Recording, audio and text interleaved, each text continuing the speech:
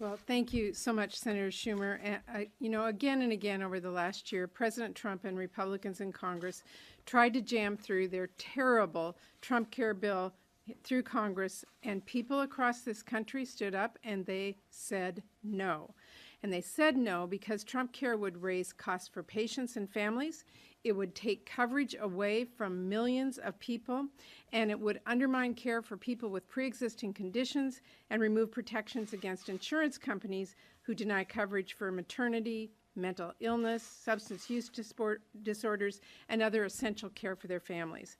So families rejected Trump Care time after time after time. But President Trump and Republican members in Congress didn't listen.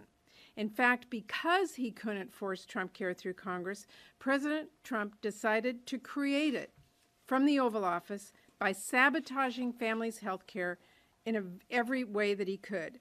He created confusion and uncertainty about the future of health care in our country and said the best thing we can let it do is explode. That's what he said.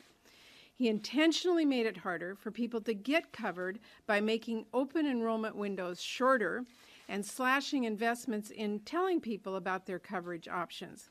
He's put forward a rule allowing insurance companies to sell these junk plans that only raise costs or even deny coverage altogether for people with pre-existing conditions and leaves families with huge medical bills when they need basic care.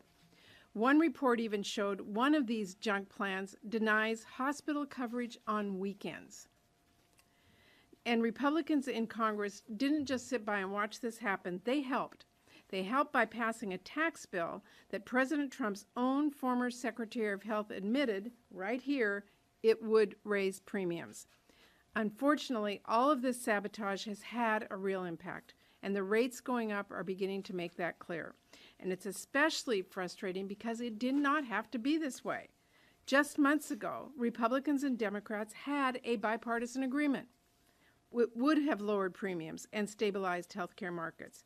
But instead of even giving our bipartisan bill a vote, Republican leaders opted to retreat to their partisan corner, proved to their big donors just how much they hate Obamacare, and blocked bipartisan legislation that could have lowered families' premiums.